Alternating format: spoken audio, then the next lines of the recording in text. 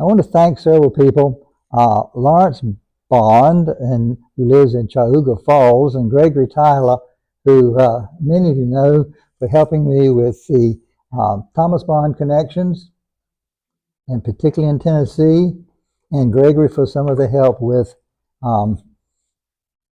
the identification and location of some of the Bond homes in Berkeley County. They were a very large family in Berkeley County in the late 18th century and into the 19th century. And what makes it a little difficult to figure out who you're talking about is that they use the same first names between and within generations. Elizabeth, Mary, Thomas, Louis, James, John, and others were used repetitively in there. Now, I've tried to double check all of my sources here, but I make no claim that everything I'm going to say is correct. And at least for certain branches of the tree, you're going to know more about them than I am. Let's see. What has really precipitated a lot of this particular program that we've talked about are these two books. Hannah Craft's A Bondwoman's Narrative, which Henry Louis Gates discovered in the 1990s, and the new book that Dr. Feller alluded to by Greg Hekimovich, talking about Hannah Craft's The True Story of the Bondwoman's Narrative. Now, he has done an enormous amount of work to put this book together. I will say that I'm not sure everything in it is correct, but he's done a very good job, and I'll point out a few things where we differ in that. But he has done an excellent job, and he deserves credit for that. Nice. Oops. There we go. I'm going to focus on the Bond family in Indian Woods, so I'm going to talk a little bit about some of the other allied groups. Bonds is a very old English name. It's thought that the Bonds first came to England with the Norse and the Vikings. You'll see a number of different names: Bond the Earth, Bondy, Bone, Bond, a number of names used.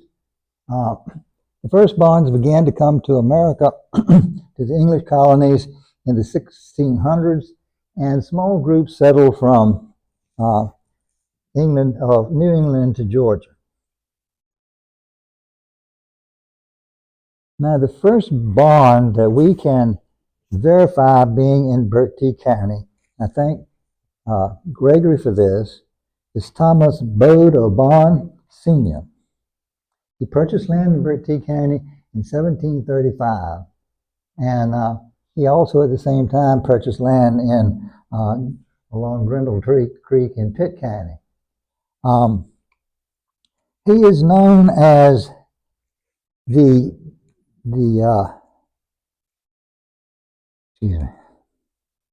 merchant of Berkeley County. Should have done that. His brother, John, is known as the merchant of Bath, and his other brother, the merchant of Philadelphia. Well, John and Thomas traveled up and down the East Coast, particularly North and South Carolina. Their father, Grimestone Bond, was an innkeeper and a liquor manufacturer, and they peddled the liquor up and down the coast, as well as beer and wine along that way. So he was a successful merchant, and at his death he owned 67 slaves. Now, he had 6 children. And we're going to focus on my line, which starts with James. And I would say, Molly, we're going to very much ignore the Thomas Bond line that is in the northern part of the county, where the Thompsons and the Urquharts come into the Bond family at that particular point. The question is, when they came to Berkeley County, where did they settle? And this isn't a great map, but it's the Gilmer map from 1863. Gilmer was the engineer with the Confederate Army, and the Confederate Engineer Corps made maps of many counties because the quality of the maps that were available to them was very, very poor. And you can see the outline of Berkeley County. Here's the Chowan River, the Roanoke River around here. And these arrows point to the spots where Thomas Bond purchased the first land, and then we'll expand this and show you where my line of bonds moved. This is a little bit larger version of the map. This is the area right in here where Thomas Bond purchased his. It's adjacent to, for those of you who know the Lewiston Woodville area, Snowfield Plantation. And then if you, whoops.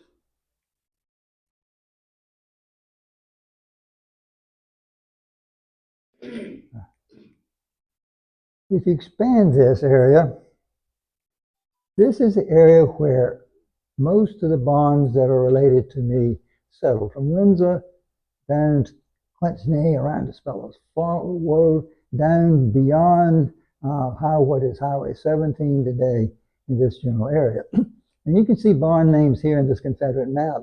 There's T.L. Lewis Turner Bond, Lewis Clara Bond, James Bond here on that, which positions where they were staying. What's intrigued me is where do they live? And this is, you would think this might be something that was relatively easy, but you remember these houses were built in the late 1700s and into the early 1800s. And we'll see what we can. Oop, wrong button. Whoops. Sorry. This house still stands today. Many of you rode past it on the way here. It's on 308, about half of 3/4 of a mile north or west of and you'll see it sitting back off the road. Many of you refer to it or know it as the Haste House because the Haste family lived there for a long time. John Bond built this house, and it has the same character that Hope does, and so we think that Jeremiah Bunch was likely one of the builders of this particular house. After he died, actually moved, his son Thomas moved in the house, and Thomas, who married into the, is buried in the side yard here in a graveyard there. This house is a question. I honestly don't know whose house it is. It's known as the Lewis Bond House. Dr. Spellers told me at one time it had a second story on it, but we looked and looked and looked, and I can't really find out exactly whose house it was. The Hextalls have owned the property since about 1854, but I'm not sure who owned it prior to that. We're actually moving from Windsor. We're moving west down Indian Woods Road right now. This is Willow Hall, and I thank Margie for this wonderful picture of Willow Hall that I'd never seen before. It was built by James Bond probably around 1775. Don't know the date for sure. Lewis Bond lives there. He leaves it to his sister Mary Ashburn and then to his daughter Lucinda on his death. And so often this farm is referred to as the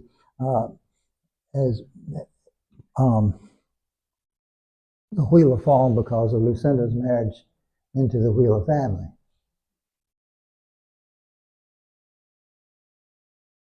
This is another house that I know well. Unfortunately, it's burned down. I should have said the other one has been destroyed as well. This is the Lewis Bond or Lewis C. Bond house. Now, I'm speculating here. We know it was built in 1812 because there was a brick in the chimney that said 1812, so we know it was built in 1812. But the question is, who built it at that particular time? I am guessing here that Lewis Bond married Catherine Pugh Turner as his first wife. She brought land with her in 1811. And I think, I'm speculating that he may have built this house on some of that land originally and then later on moved to Willow Hall.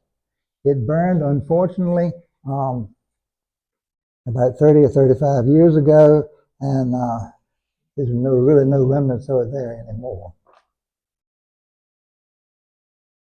This house, I think many of you are familiar with.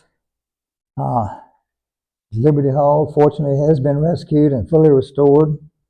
It was built by Louis T. Bond, and I was told and knew for a long time it was built by Louis Bond, but it wasn't. It was built by Louis T. Bond.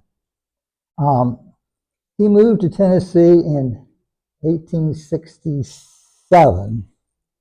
He sold it to his sister and her husband, John Peter Raska, who in turn gave it to their daughter Lucy on her marriage to Captain Outlaw. And that's why we hear it called today, for those of you who know the area, the Outlaw Farmhouse. And that's my great-great-grandfather. That's I'm going to do that as we go along. So. okay. Show your. And you can go on the map and see. Yeah, and we have, Ben mentioned that we have the tree that I'll be talking about here, and we have some Post-it notes and some pens, and if there's some notes you'd like to leave us on there, that would be great. This is Drisdale, or Drysdale. It's the John Bond house, I'm saying, about 1824. Now, John Bond bought 1,352 acres from George Pollock 2 years prior to that. And by the way, can I stop here? This is a very good point on this. If I'm correct, he had a lot of property, and his children are married into the Outlaws and the Rascals and so forth. And if you go on Highway 17 and see the Outlaw Farm Road, there is an Outlaw plantation, cemetery back there. And you'll see all of the Bonds, the Spellers, and all of them intermarried, the children intermarried, and most of them were mulattoes. You'll see some of that in just a little bit, Ben. Now, the thing is, he died in 1826. In Mississippi. Yes, did he move? He died very soon after building that house. Now, on that farm, there's a house known as Round Top.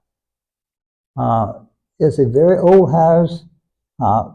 We think perhaps built by George Pollock. And originally it was an octagon house and had been significantly renovated. And we're speculating that this is the home of Thomas Bond. Where would this house be? It would have been right on down Pollock Road, sitting in the field. It was, Historic Preservation, or Preservation NC, bought the house in the early 90s. Someone from Rocky Mount bought it. And it's still in storage Yeah. in Rocky Mountain. Disassembled it and moved it to Rocky Mount. As far as we know, it's still in storage. So you're talking like Pollock's off of Parker Road, yeah. Probably about a quarter of a mile down that road. So. My mother was born in that house. Yes. My mother was born in that house. And by the way, I can wait until you get to that to bring that back. I can say that Fanny Bond, who was with James Bond, James Bond left her part of that property. Yeah, we'll get to James in a bit. So, there's one other house I want to mention that's a mystery. And Heckenvich in his book refers to the Louis Bond Mansion in Windsor.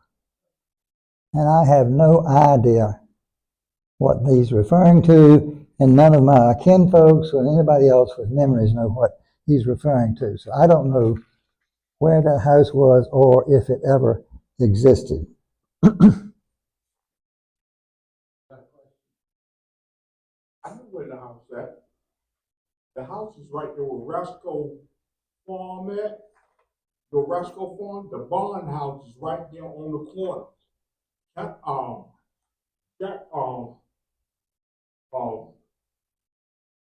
Rosita Bond was married. She was a cherry, but she married into the family of the Bond. Right there on the corner. Right there, like on the road, Rasco,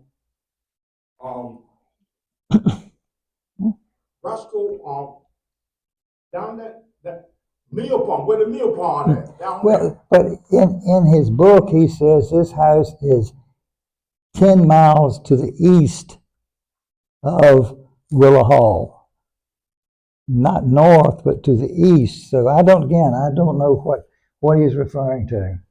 Well, let me ask you this. Didn't didn't the Cookers marry into that thing? Wasn't that the Cooper connection? Further up, yeah, but later on, yeah. Well, the reason why I'm saying that was there a house out in the field where the cemetery was up there, well, across the road from Liberty Hall. You know, up in the field across Grabtown Road. Well, that was the Lewis C. Bond house, or Lewis Bond house. But like I said, on 2 occasions in the book, he refers to it being one time 8 miles east, 1 mile, 11 miles east in Windsor. And I have the history of the plat of the lots in Windsor, and there's no indication that he ever had a house there. Now, my presentation is really going to be based on this family tree my great-grandmother made about 1920. I'm going to expand it, but it has 4 branches to it, which are the 4 children here of Thomas Bond.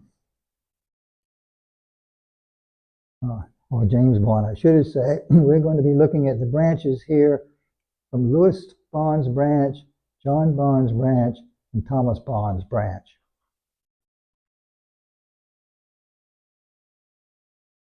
Now, first, Thomas Bond is probably the easiest one because I don't know very much about it.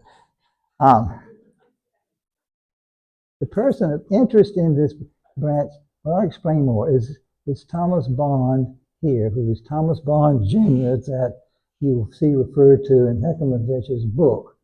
Now, many of these Bonds went to Tennessee, and if you look at where they died, they were born in Berkeley County, they died in Tennessee. Well, Thomas Bond shot his neighbor, Simon Turner, in 1826 over a bird dog. Thomas Bond. So when he did that, Thomas Bond fled to Tennessee where he had relatives already.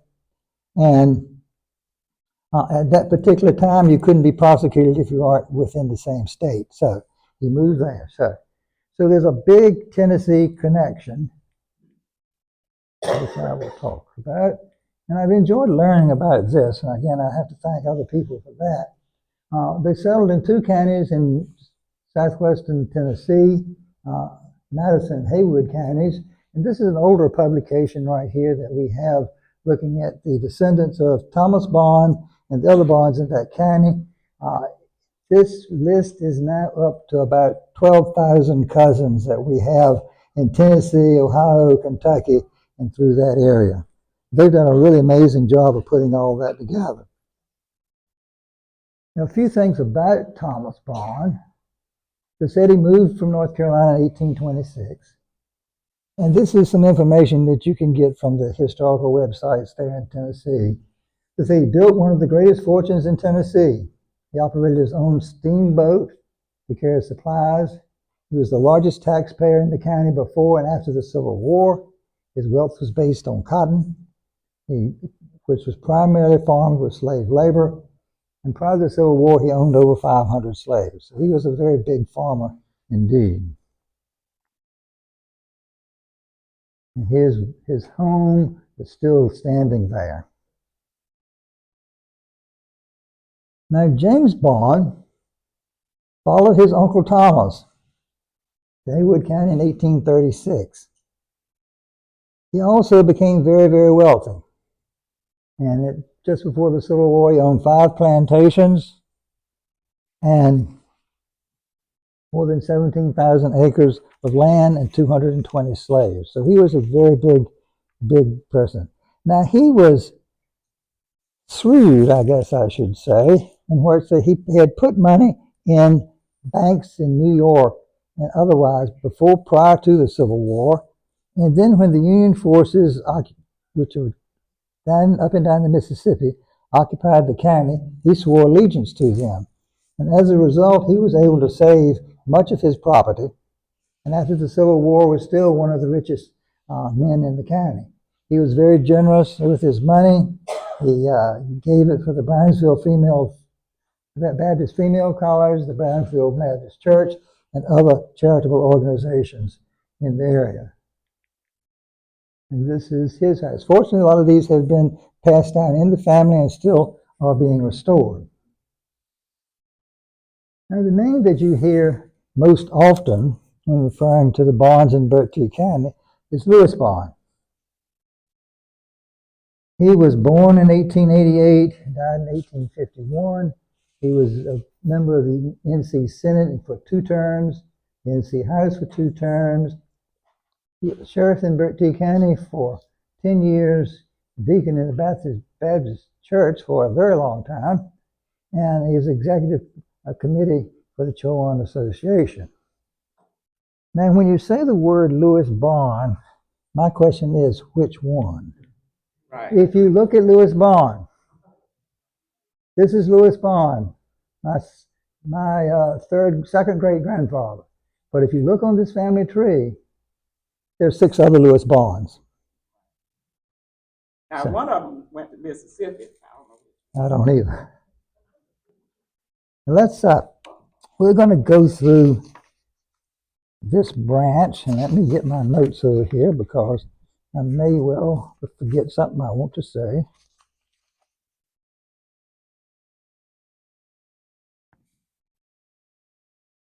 This is the Louis Bond branch, at least that I've clipped off. He married 3 times and had 10 children. First, Catherine Turner, who was a Pew, Miss Rasco, an outlaw. Mary Outlaw outlived him. She went to Tennessee, and she married the Tennessee Governor John Branch.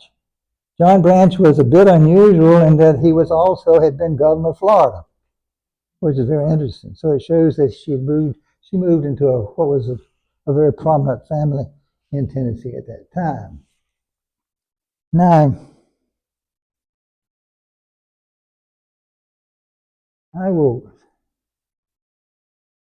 Catherine Turner Pugh, or Catherine Pugh Turner as it may be, was a member of the Pugh family.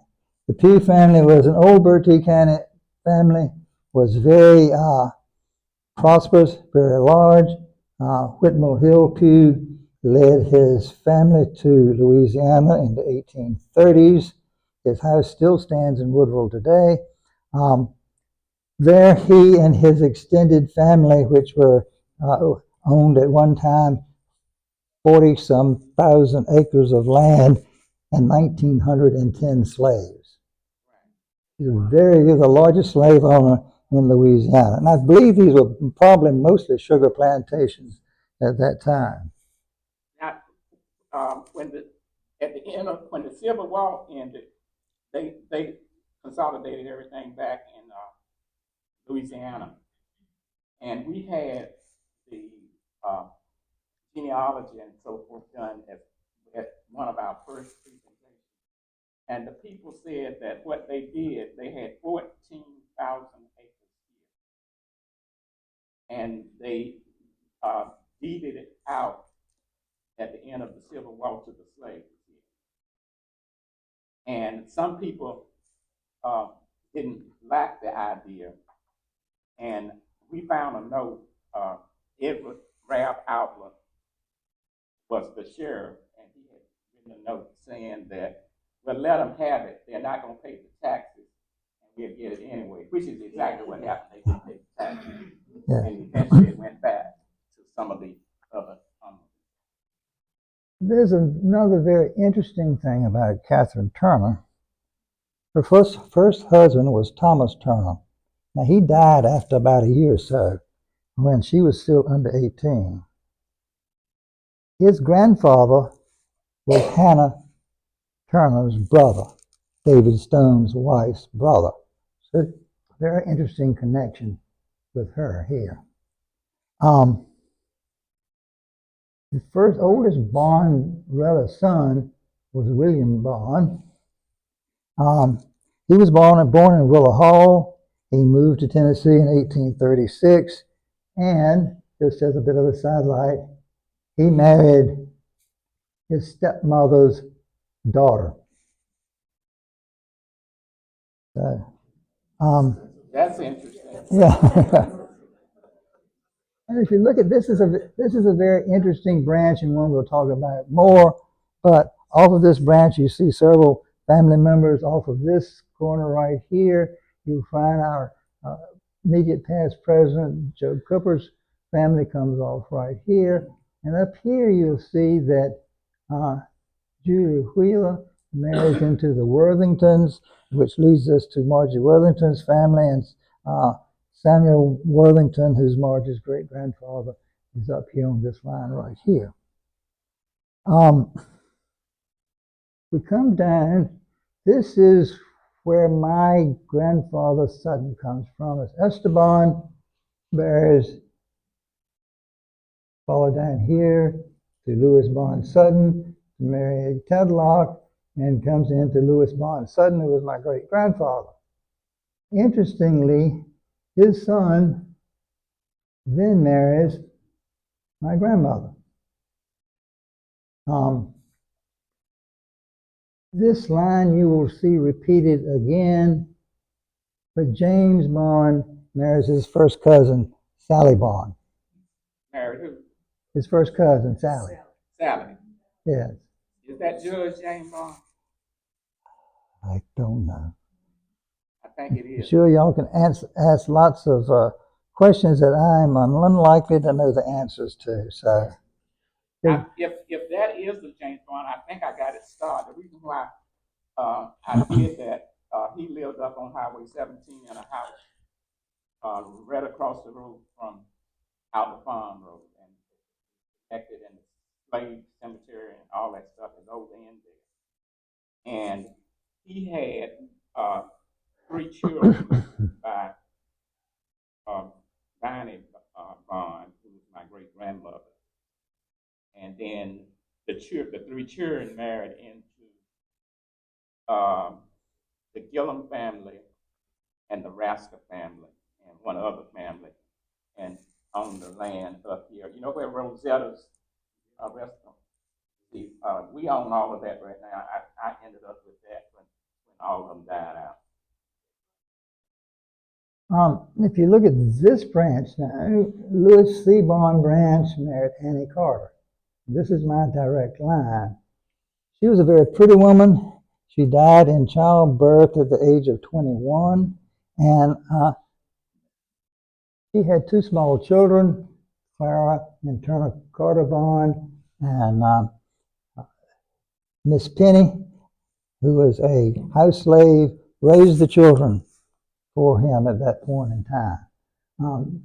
This is my line right here that married Mary Smallwood. She's the one that made the tree.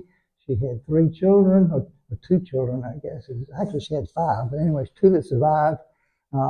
My great aunt Sally Bond, my grandmother here, Clara Lewis, and my other great aunt Minnie Turner Bond here. And the Bell family in Windsor comes off of this line here. And here you will see where Sally Bond marries John Bond Gillum, a cousin, and the Bonds in Windsor come off of this line. The only other place I will mention is Clara Bond line here. And these people, Dr. Anderson, she married Dr. Anderson. They moved to Burlington. And a lot of these Bonds moved out into Arkansas. And some of you, others of you may know about the Arkansas connection there.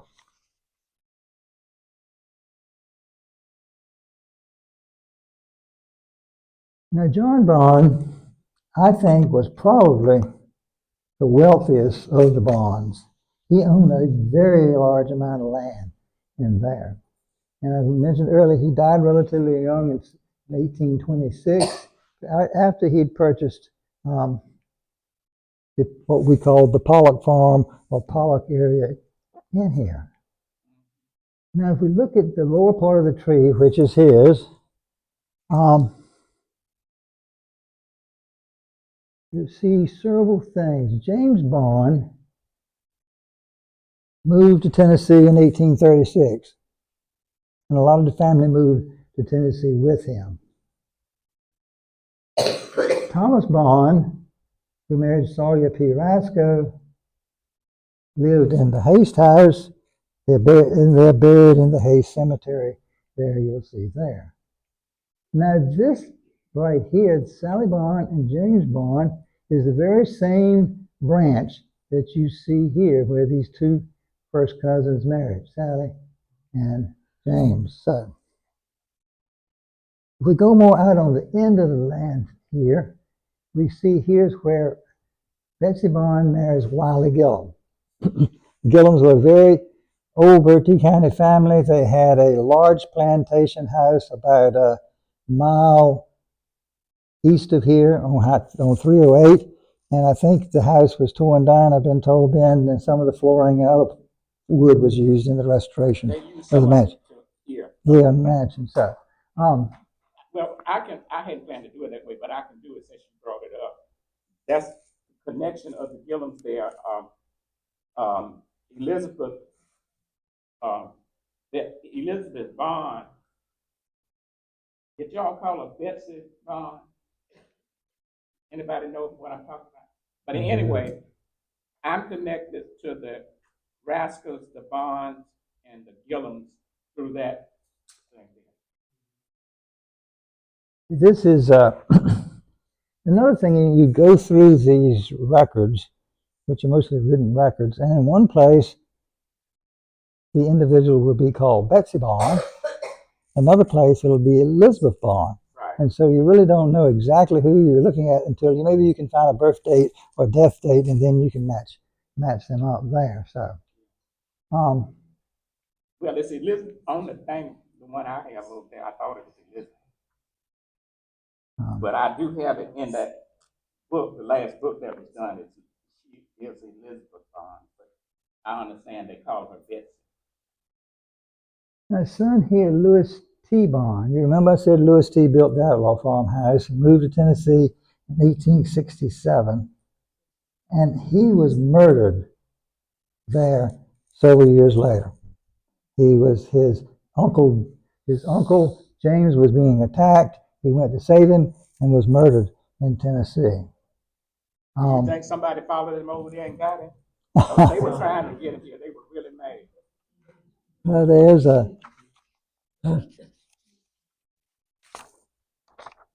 I actually have a notice here. We learned from a gentleman just from Brownsville that a difficulty occurred at that place about 4 o'clock Monday evening, attended with fatal results. It seems that Mr. James Bond, Jr. and F.R. Fry had some misunderstandings. During the altercation, Mr. Louis T. Bond, Sr., uncle of James Bond, in attempting to separate the parties, was shot and instantly killed by Mr. Fry. Right.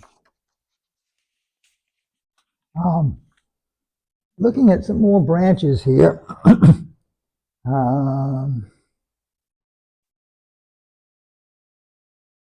This is the branch right here where you will see the Windsor Rascos come off of this line. Martha Bond, there's John Peter Rasco, Aaron Rasco, and Lizzie Gillum come off of here, and the Rascos come off of that line right there.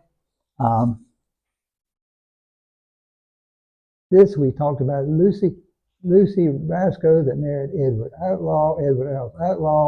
This is how the Outlaw farm house came into being. If you remember, John Peter Rasco, who had purchased it from Louis T. Bond, gave it to her as a wedding gift. And that's an important little branch there, because I did what I did this morning to let you all see all of those folks that I had standing up and so forth are tied to that one branch. I call it the African American branch. And I mentioned earlier that my great aunt, Sally Hasseltine Bond, had married John Bond Gillum, and his line is right here where he came out. So if you drew a line up here to my great aunt, you could find out how they are related. And finally, I'm sure there are lots of other names that I could come up here if I talk to people, if I just had time to do it. This is the line right in here where you see Pat Ivy and the other Gillums that had come in at that particular point. Now,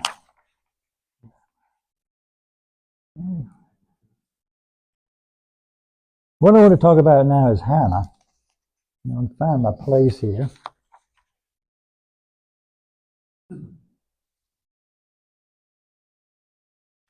Okay.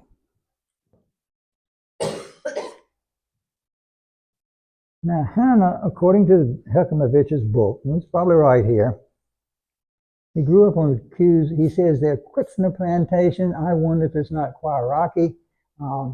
This was kind of the home base for the pews in that particular area, but he says Quitzner. We'll leave it like that. Hannah Sr. moves to Louis Bond's home when he marries Catherine Pugh on November 4th, 1812. Hannah's born there in 1826.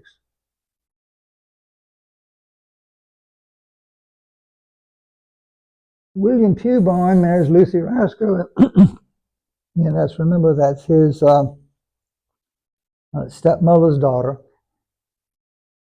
in 1835.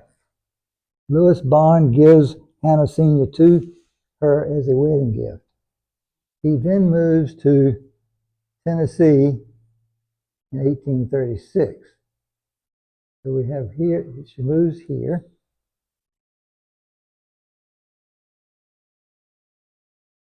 Then she moves to Thomas Bond Jr.'s house to help care for his children, or depending on what you believe, for a property claim. Now, Catherine Pugh Turner came from the Pughs, who again were very large landowners and very powerful people.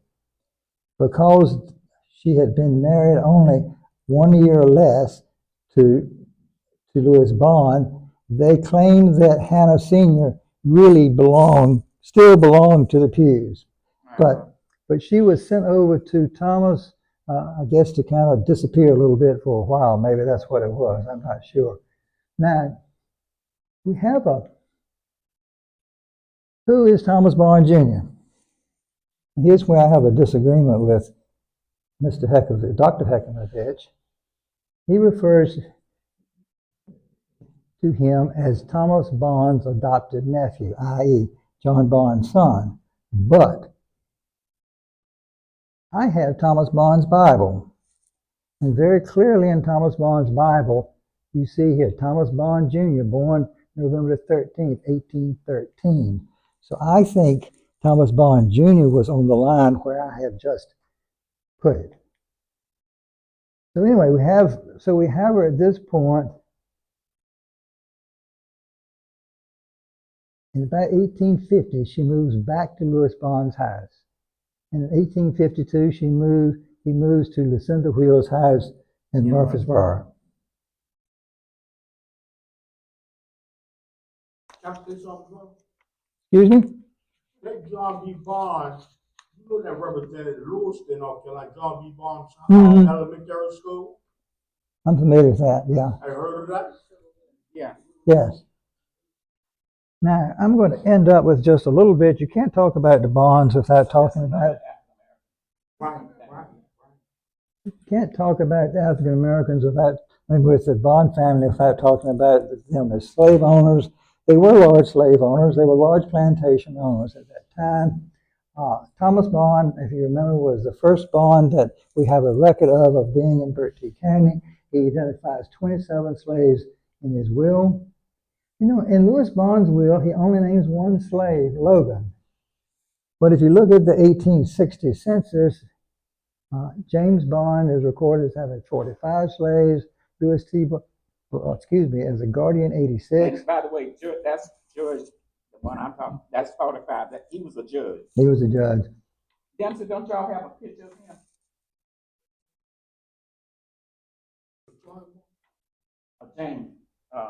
James Bond. I can get one.